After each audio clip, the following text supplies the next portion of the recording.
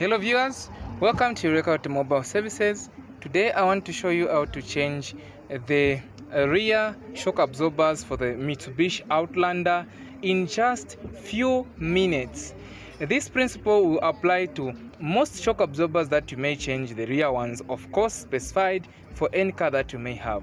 So please subscribe, comment and like the videos. Some of the basic tools that you may need a clipping pliers, you may need a screwdriver, you may need a 17 socket and also a 17 wrench and a 14 wrench as well. You will see why these tools are needed as we disassemble.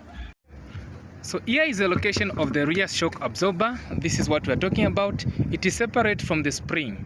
So this shock absorber is being held by the bolt, which is right here that you're able to see, and on top this is a shock pad. Now this shock pad has two studs which protrudes through the body of the vehicle, and I'll show you how inside you can unscrew or untighten those screws that holds the shock pad to the body.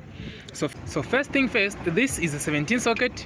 You put it right there and you get your power bar, you slide it in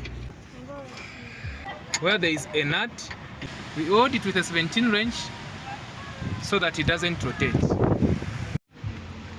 And then the shock pad that I showed you is being held by the two bolts which are screwed to the stud, and they are inside just right there. There's one this side and there's one that side.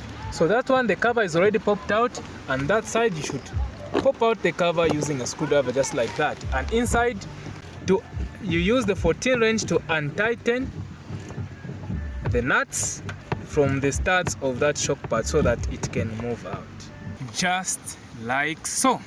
And when you finish removing the nuts of the shock pad will move out just like so.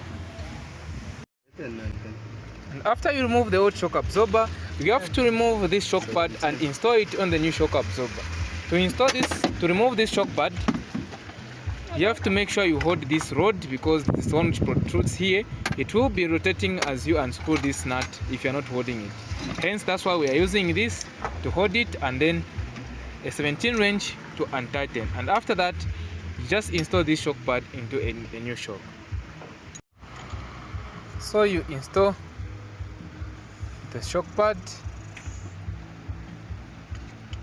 into the new